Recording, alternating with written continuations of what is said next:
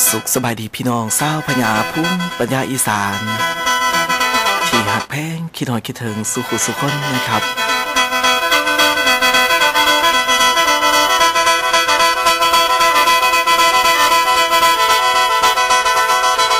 พี่น้องเอ๋ย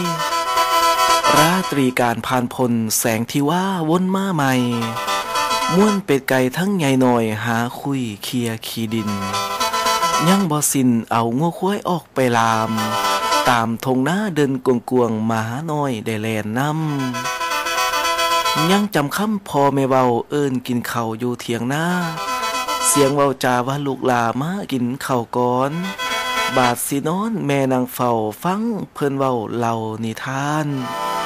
สุขสนานแต่ก่อนกี่มาเดี๋ยวนี้คิดฮอดหลายอยากสิกลายเป็นเด็กน้อยให้พ่อแม่ยังนุ่มแน่นอยากทดแทนบุญคุณเจ้าผู้คอยเฝ้าทนุถนอมแท้เด้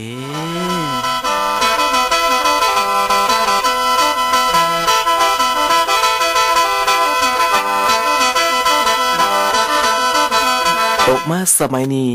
แสนเต็มที่พวกผู้ใหญ่มีลูกยิงซ้ายบ่ได้ใส่หาเงินได้กะบ่ยังเสียแห้งพ่อแม่ตังหวังให้ลูกได้เรียนดีให้เจ้ามีวิชาหน้ากินสืบตระกูลเอาไว้เงินขายเขามีเท่าใดกะมวนใส่มอเตอร์ไซค์ก็ได้ซื้อหาให้บ่ได้ขีนยังบ่สิ้นโน้ตบุ๊กและมือถือพอเสียเงินเป็นกือๆจ่ายไปบ่มีอันบัดว่ามาพายทายลูกยิงซ้ายก็เป็นต่างมีแต่ยางเข้าห่างหาเล่นบ่ได้เฮียนการศึกษาก็เลยเพียนผลการเรียนสอบบ่ผ่านมีแต่หาคบเพื่อนกินเหล้าเข้าหมู่โจรเป็นนักเลงหัวใหม่อันธพาลนักเลงใหญ่มอเตอร์ไซค์พอซื้อให้ก็หายจ้อยค่าบ่มี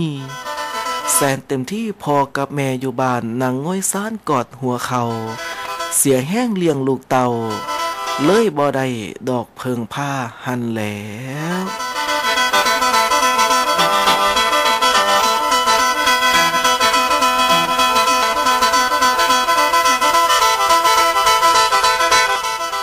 หักงัวเพิ่นว่าให้ผูกหักลูกเพิ่นว่าให้ตี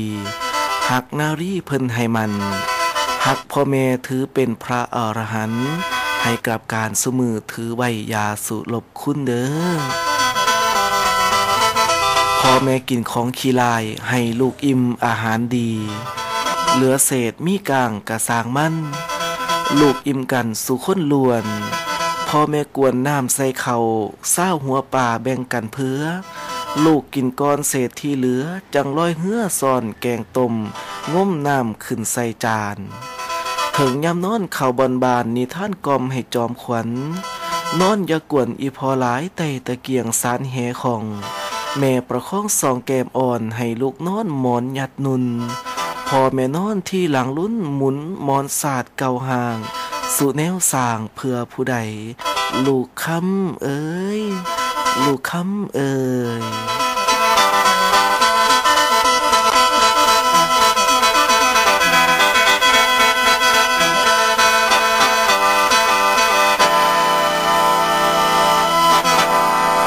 เป็นว่ายาสุมัวเมาขาดนอนเว้นบ่หูตื่น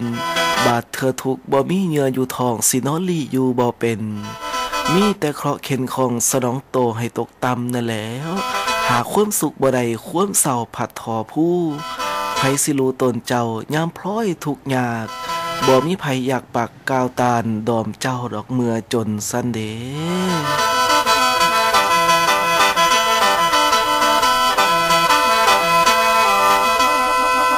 พี่น้องเอ๋ยโบราณเพิ่นเอ่ยเว้าหนูกัดเข่าจังเห็นคุณแมวลูกแขนแอวจังเห็นคุณพ่อแม่ยามผมงอกจังว่าแก่แล่บ่เห็นจังว่าเฒ่าคนเฮานี่บ่เที่ยงธรรมแท้แล้วกินข้าวอิ่มคืดฮอดน้ำลมหนาวผ่านหัดท่อไหมบ่สำบายคืดฮอดหมอพอบ่มีว่าดีแท้แม่บ่ยังตั้งแต่กี้คิดเห็นดีบัดตายลวงโทษมานัดมาขัดซ่วงผีอย่าล่วงหลอกใดเป็นคนให้หูขาคุณ เห็นน้ำยาหาข้าวปุ่นเห็นคุณพ่อก่อเขาหัก ยามลำบากถามหาเล่าพ่อแม่เฮาอยู่ไสนี่ยามอยู่ดีบ่เคยเว้าให้ข่าวเป็นใดแหน่ยามโตเฒ่าโตแก่คิดเห็นแม่ตั้งแต่กี้ไฟมาจีอยู่บอนใจผู้ฟังเอ๋ย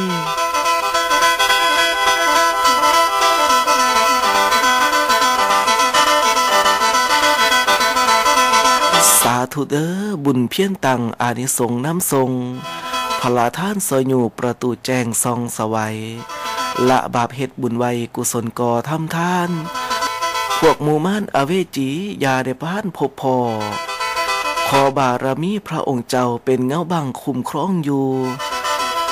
ส่องทางเดินให้หงแจงเห็นพ่อหอมนิพพานแด่ถอน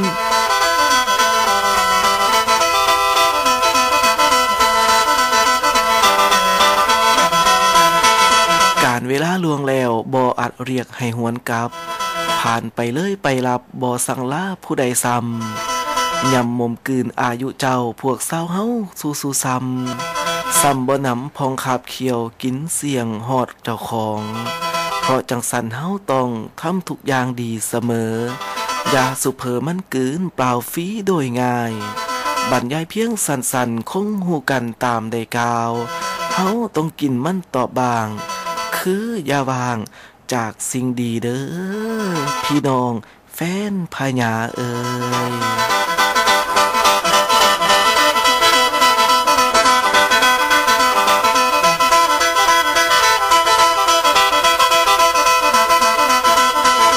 จบลงไปแต่เพียงสำนีนะครับขอบคุณขอบคุณ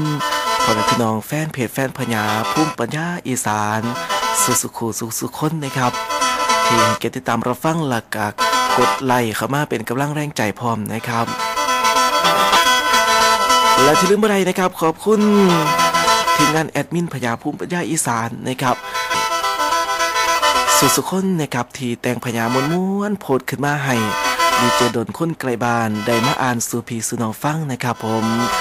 คลิปนี้ก็ขอลาไปแต่เพียงสนี้นะครับพอกันไหมในคลิปหน้าสวัสดีครับ